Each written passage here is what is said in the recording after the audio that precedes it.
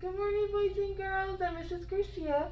Today for book time, the title of the book I'm going to read is Corduroy, and the author is Don Freeman. So this is the front cover of the book, the spine of the book, and the back cover of the book. Alright, well let's get started.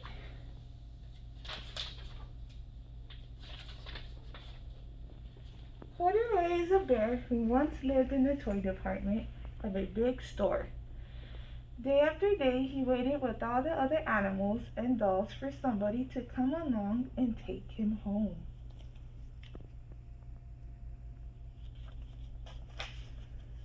The store was always filled with shoppers buying all sorts of things, but no one ever seemed to want a small bear in green overalls. Then one morning, a little girl stopped and looked straight into Corduroy's bright eyes. "Oh, Mommy," she said, "look! There's the very bear I've always wanted." "Not today, dear," her mother sighed. "I spent too much money. Too much already. Besides, he doesn't look new. He's lost the button to one of his shoulder straps." Corduroy watched them sadly as they walked away. "I didn't know I lost the button," he said to himself. "Tonight I'll go and see if I can find it." Late that evening, when all the shoppers had gone and the doors were shut and locked, Corduroy climbed carefully down from his shelf and began searching everywhere on the floor for his lost button. Suddenly, he felt the floor moving under him. Quite by accident, he had stepped onto an escalator, and up he went. Couldn't this be a mountain, he wondered? I think I've always wanted to climb a mountain. He stepped off the escalator as it reached the next floor, and there, before his eyes, was an amazing sight. Tables and chairs, and lamps and sofas, and rows of beds. "This must be a palace," Corduroy gasped. "I guess I've always wanted to live in a palace."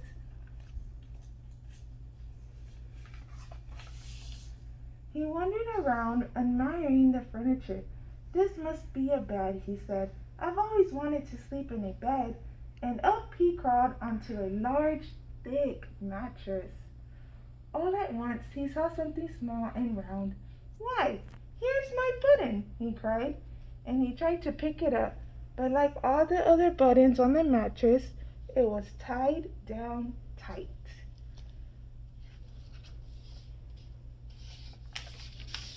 He yanked and pulled and with bold paws until pop! Off came the button and off the mattress. Corduroy toppled, banged into a tall floor lamp. Over it fell with a crash. Corduroy didn't know it, but there was someone else awake in the store. The night watchman was going his rounds on the floor above. When he heard the crash, he came dashing down the escalator. "No, who in the world did that?" he exclaimed.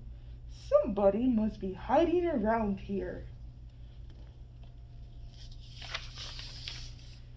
He flashed his light under and over sofas and beds until he came to the biggest bed of all, and there he saw two fuzzy brown ears sticking up from under the cover. "Hello," he said. "How did you get upstairs?" The watchman took Corduroy under his arm and carried him down the escalator and set him on the shelf in the toy department with the other animals and dolls. Corduroy was just waking up when the first customers came into the store in the morning, and there, looking at him with a wide, warm smile, was the same little girl he seen only the day before. "I'm Lisa," she said, "and you're going to be my very own bear. Last night I counted what I've saved in my piggy bank, and my mother said I could bring you home." Shall I put him in a box for you? The sales lady asked. Oh, no thank you, Lisa answered, and she carried Corduroy home in her arms. She ran all the way up 4 flights of stairs into her family's apartment and straight to her own room. Corduroy blinked.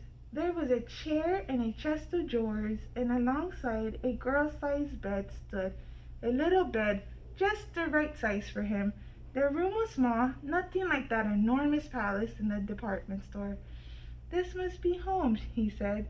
I know I've always wanted a home. Lisa sat down with Corduroy on her lap and began to sew a button on his overalls. I like you the way you are, she said, but you'll be more comfortable with your shoulder strap fastened.